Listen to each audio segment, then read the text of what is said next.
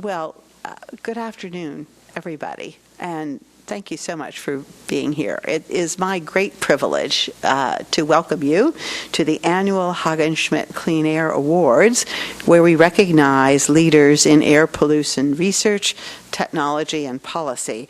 The Hagen-Smit Clean Air Awards are made in honor of the late Professor Ari J. Hagen-Schmidt and his important contributions to air pollution science, as well as to the significance of his career as the founding chair of the Air Resources Board. We're going to take a few minutes to highlight the history of the award program, as well as the accomplishments of our 2013 award recipients. So we'll start with Dr. Hagen-Schmidt. Ari Hagen-Schmidt was a native of the Netherlands and a biochemistry professor at the California Institute of Technology in Pasadena for 16 years before he began his air pollution research in 1948. It was his research that found that most of California's smog, which at that point was just being noticed, resulted from photochemistry, when exhaust from motor vehicles and industrial facilities reacts with sunlight to create ozone.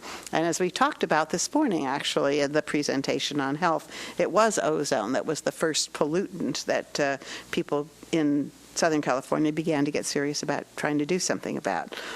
His breakthrough provided the scientific foundation for the development of California's and later the nation's air pollution control programs.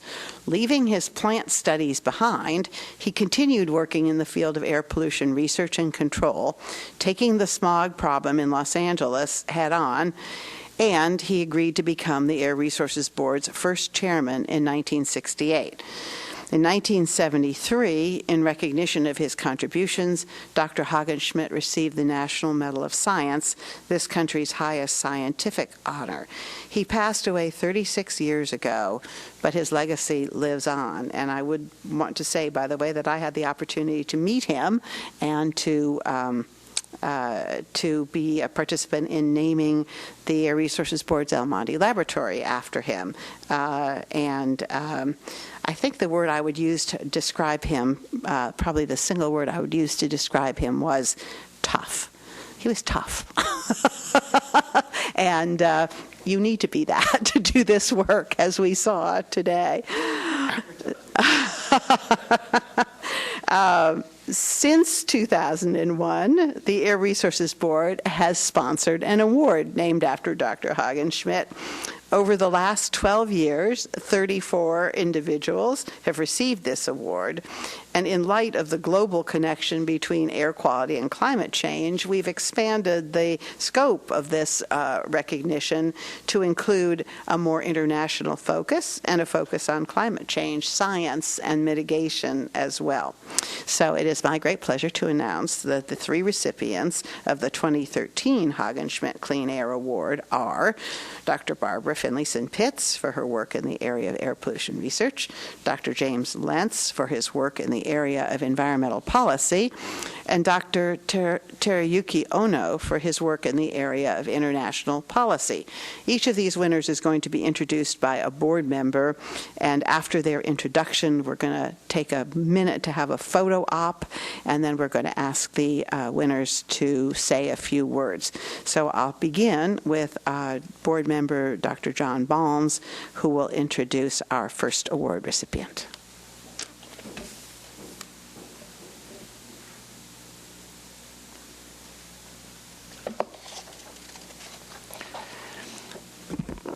Thank you, Mary.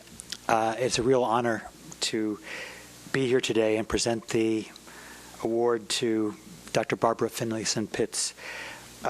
Dr. Finlayson-Pitts is a distinguished professor at the University of California, Irvine, and I can say she's one of the most important contemporary atmospheric chemists and really a worldwide expert in atmospheric photochemistry. Dr. Finlayson-Pitts has a 40-year academic career and is best known to the scientific community for co-authoring two widely acclaimed and influential books on atmospheric chemistry, which have been used to educate and inform countless students, scientists, and policymakers, including me. When I first got into air pollution health research, I used her book, Chemistry of Upper and Lower Atmosphere. and it's really the standard textbook in this area. Her research has been driven by air pollution issues. The primary focus of her work is on understanding chemical reactions that can occur in the atmosphere, and in particular those between gases and particles, such as sea salt and thin water films on surfaces. This work combines a variety of approaches and has resulted in several important and unexpected findings. Throughout her career, in more than 170 papers and book chapters, she has discussed implications of her work on air pollution regulations. Dr. Finlayson-Pitts is an inspiring leader. In addition to her own research group, she formed and serves as director of the Atmospheric Integrated Research at the University of California, Irvine, or the AIR UCI Institute. The mission of which, and I quote, is to address urgent challenges we face in air and water quality, human health, climate change, and green technology through the integration of research, education, and outreach. More recently, her group has contributed to our growing understanding of particulate air pollutants. In addition to its cutting-edge research activities, under Barbara's leadership, AIR UCI conducts outreach activities, including classroom presentations and laboratory tours. An annual teacher training program funded by the National Science Foundation has been cited as a shining example of the importance of public school chemistry teachers engaging in and supporting the chemical workforce now and in the future. 2006 proved to be an academically distinguished year for Dr. Finlayson-Pitts. She was elected to the American Academy of Arts and Sciences, the National Academy of Sciences, and named a University of California, Irvine Distinguished Professor for her work in advancing atmospheric chemistry research and education. Wow. The AAAS and the National Academy of Sciences in the same year? Yeah, that's really good. Most recently, in December 2013, Dr. Finlayson-Pitts was admitted as a Fellow of the Royal Society of Chemistry, a professional association in the United Kingdom, another distinguished award. She served on the California Air Resources Board's Research Screening Committee from 2003 to 2007. I had the pleasure of serving on the RSC at that time with Barbara, and her comments were always insightful and to the point. The Research Screening Committee consists of scientists, engineers, and others knowledgeable, technically qualified and experienced in air pollution problems to review proposed and completed research projects for the board. Barbara's work and passion to improve California's air quality will be her long-standing legacy. I'm honored to present this award to Dr. Barbara Finlayson-Pitts.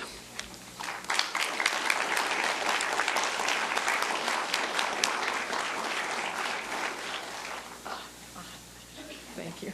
Yes. Well, thank you very much, Mary and John. You know, when I got Mary's letter in the mail, I opened it up, and I was immediately reminded of Alan Alda, who was elected to the American Academy at the same time I was. And you have to write a formal acceptance back. And his acceptance back said, I received this letter telling me I was elected to the Academy, American Academy, and I was really surprised, and I know you've made a mistake, but before you figure that out, I'm accepting. And I have to say, I really felt largely the same way. I arrived from Canada in 1970 to do my PhD at UC Riverside, and at that point, you could not see the big C on the hill outside, you know, maybe a mile away as the crow flies. And it really brought home to me the truth of Bob Hope's statement that he didn't trust air he couldn't chew. You know, I had never seen anything like that. And I have to say, it really provided an incentive for me to say, I'm getting my PhD as fast as possible, and I'm getting out of here. Right? Now, you know, I have to say, fortunately, that didn't happen, because in the 70s, I was really fortunate to meet people like Hagen Schmidt, John Holmes, Mary, and, you know, all the wonderful ARB staff that really have set standards, not only nationally but internationally, for air pollution control and regulations, and now climate change, based on science. And that's what's really been gratifying to me, to see the use of science to really develop cost-effective and the best control strategies. I served on a National Academy panel about 1990, and the whole question was, why isn't our air quality improving, you know, with respect to ozone, for example, when we've done all these controls? And I'm sitting there scratching my head thinking, just a minute, you know, it has improved dramatically in California, and I realized California, and the rest of the country hadn't followed at that point. So to me, it was a real eye-opener about the importance of science and what the ARB has done. So I really feel lucky to have been able to play a small role in this whole thing. Of course, I haven't done it alone. Nobody works in a vacuum. I've had the world's best mentor, where the Pitts comes from, on a 24/7 basis, and many other wonderful mentors along the way, like Alan Lloyd here, who was in the lab at the same time I was, and and I've had just a wonderful group of students and postdocs. I call them the A-team, and they work incredibly hard, and they are so committed because they understand what they're doing is really important. So their enthusiasm and their creativity and their dedication is something that I'm really touched by and helps keep me going as well. So I'm really touched to be included in this very prestigious group of past winners. When I thought about all the past winners, I thought, well, George Burns, when he accepted an award, said, I really feel as though I don't deserve this award. But I don't deserve my arthritis either. So with that, thank you very much. I really appreciate it.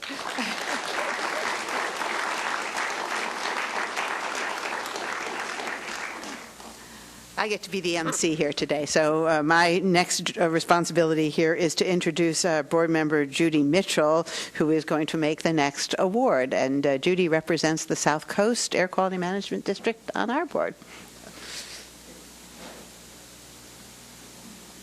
Thank you, Chair Nichols. Good afternoon. I'm pleased to be able to present the next award to Dr. James Lentz. Dr. Lentz has been a leader in environmental policy for over 40 years. Dr. Lentz received his master's and doctorate degrees in physics from the University of Tennessee, and in the 1970s he began his career in air pollution control in Chattanooga, Tennessee, where he helped the city improve air quality, bringing down the highest concentrations of particulate pollution in the nation to meet air quality standards in just 5 years. The work resulted in an EPA film, so also probably an Oscar nomination award, called What One City Did, and a Newsweek article titled The Most Polluted City in the U.S. Shows the Way to Clean Up. He then moved to Colorado in the 1980s, where he developed a comprehensive attainment plan for the state, and he established the Western States Air Pollution Coordination Group with the Western Governors Association. He also established the first high-altitude automobile and truck testing facilities, leading groundbreaking work that helped result in today's cleaner-burning gasoline.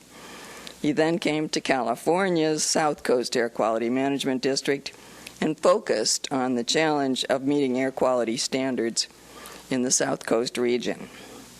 As executive director for the South Coast Air Quality Management District, during the 1980s and the 90s, he successfully reorganized the agency into teams and led the agency to produce the first regional plan that demonstrated the steps needed to attain air quality standards.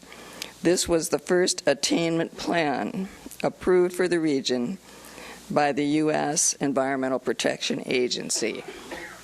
Recently, he received an Outstanding Individual Achievement Award from the U.S. EPA, and we are proud to add the Haagen-Smit Clean Air Award to his list of honors this year. Throughout his career, Dr. Lentz has consistently proven to be innovative. He's demonstrated perseverance, advocated for international and national cooperation in air quality and sustainability, and shown leadership in the fight for clean air worldwide. He's also proven to be a key strategist in the global expansion of sustainable environmental practices. I am honored to present this award to Dr. James Lentz.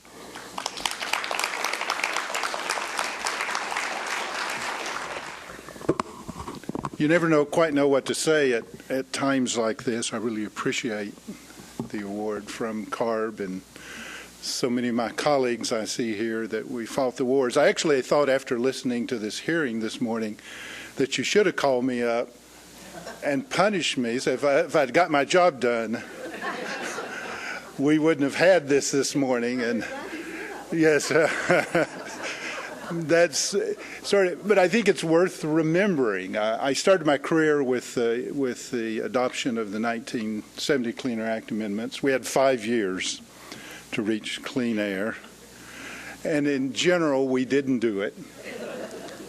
We went back and begged for 13 more years. I did, along with a lot of my colleagues. We got 13 more years to solve the problem, and we didn't do it. We then went to Congress and begged for 23 more years to solve the problem, and they gave us that, and we didn't do it. In all fairness, the finish line has changed a little bit in a few cases, but in much of the way, while we've made a huge amount of progress down through the years, there's still a long ways to go. So as painful as it may seem sometimes, and I was happy that I've been advising people in different countries over the last few years, not having to sit in the regulatory seat to make the tough decisions, and that's much more pleasant. But there's a lot of work still to be done. The health of the public is still suffering here, worse than much of the rest of the world where I've had a chance to work, and we need to keep moving forward. And I'm proud to receive the award, but even prouder to be associated with groups that are keeping the ball moving forward.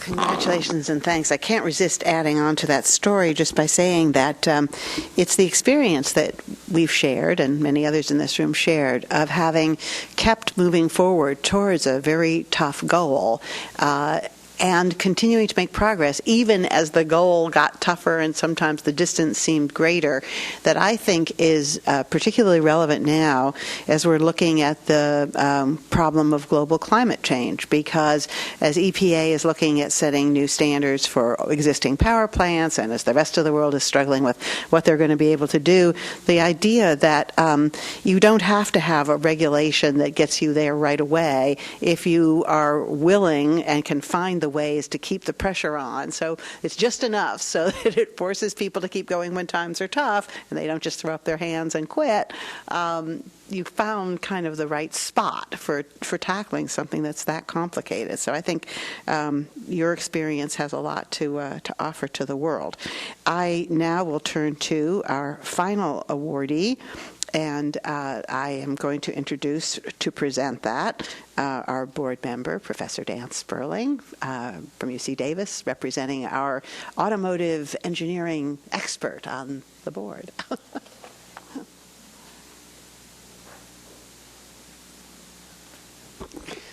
Thank you very much, Mary. So I am pleased to present the award to Mr. Teruyuki Ohno, who has flown here today to be present for this ceremony from Tokyo. So Mr. Ohno has been an innovative policy leader for the past 35 years during his career at the Tokyo Metropolitan Government.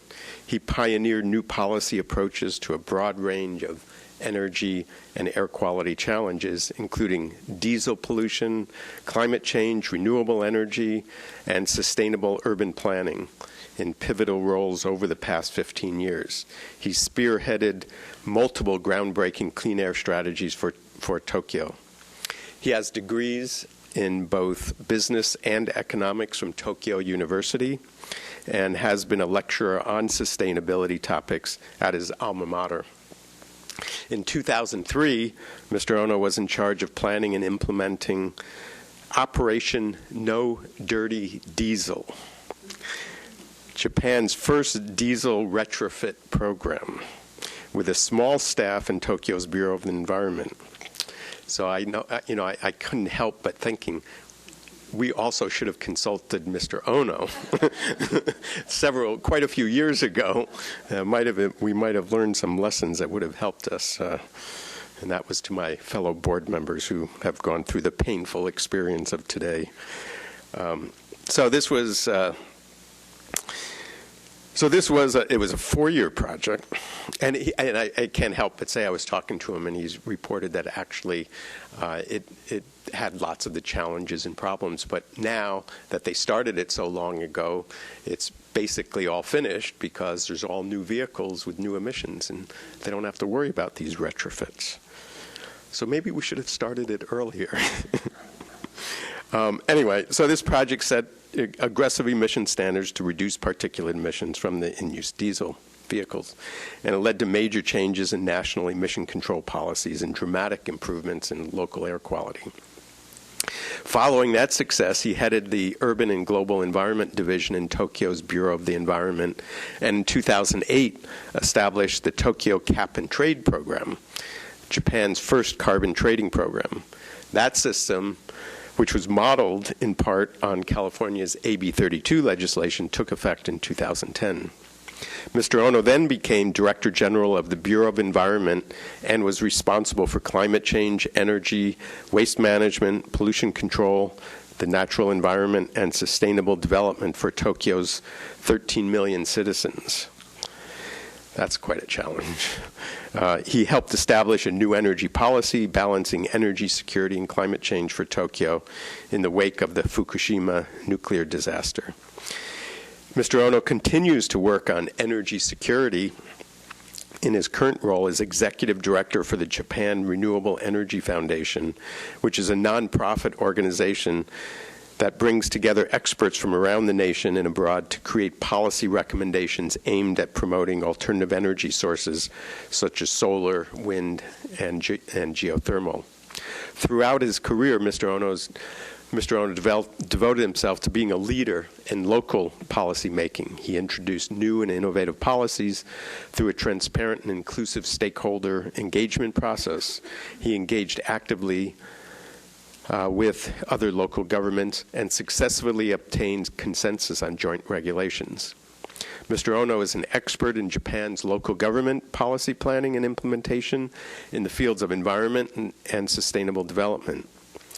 He has authored 4 books, including Low Carbon Cities, The Future of Urban Planning, and Energy Strategies of Subnational Governments.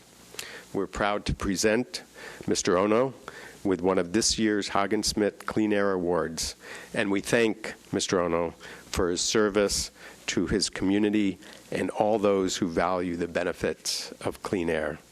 I am honored to present this award to Mr. Teruyuki Ohno.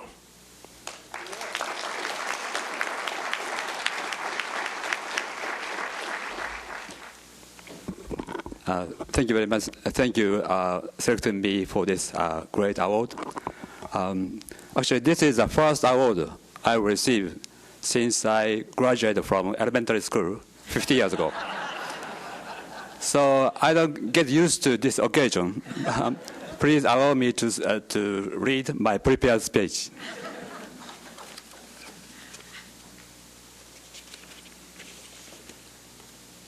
Okay. This award recognizes the Tokyo Metropolitan Government diesel vehicle control and its cap and trade policy. But I couldn't have achieved this result alone. It is thanks to the tireless effort of the staff of the Bureau of Environment that we were able to overcome various hurdles and implement these new programs in Japan. I stand alone here today, but I share the pleasure of receiving this award with my many colleagues in Tokyo. I am especially pleased to receive this honor because it is awarded by the state of California. California's environment policy have long provided a model for the policies of Tokyo. There is a famous incident that occurred in 1970. during the early stages of Tokyo's effort to combat air pollution. In July of that year, many female students at the junior high school suddenly complained of eye pain and headaches during a PE class. More than 40 students were taken to the hospital. The first report of this event described it as a mysterious incident with an unknown cause. However, the city's Pollution Research Institute resolved this mystery soon after, when it announced that the incident was the first instance of harm caused by photochemical smoke in Japan. The Research Institute had been established just 2 years before the incident. In fact, the researchers of the institute started measuring photochemical oxidant concentrations soon after its foundation, because they believed that given the rapid increase in the number of automobiles, photochemical smoke was likely to occur in Tokyo in the near future, as it had in Los Angeles. Without a doubt, the research of the Dr. Hagen Schmidt proved invaluable to Tokyo's environmental policy during its early stage. The cutting-edge policies of California have been important for me too.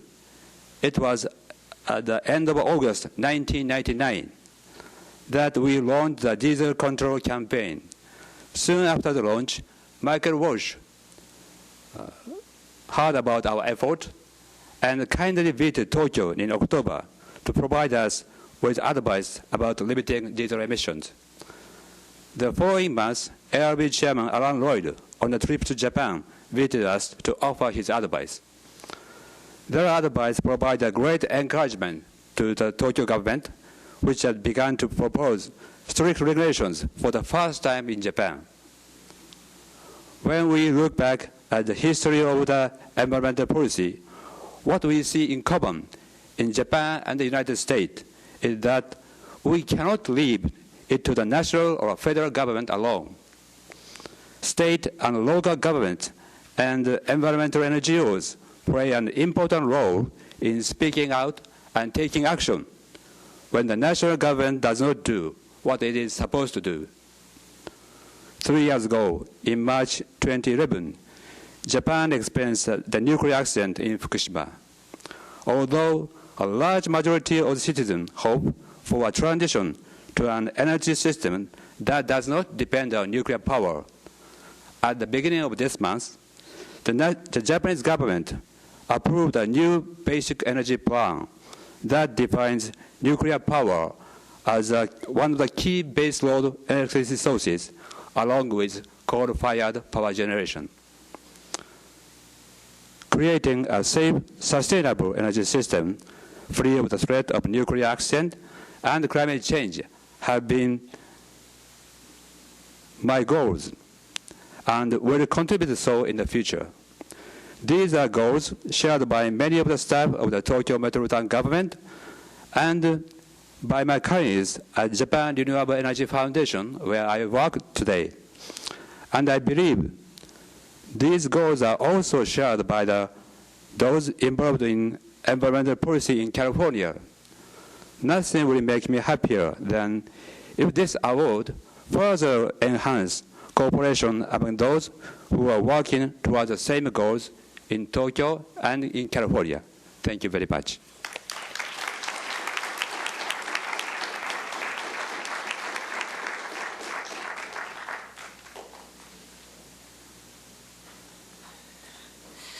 Okay, that concludes our program. I want to thank the awardees for coming and being here in person and sharing their words with us.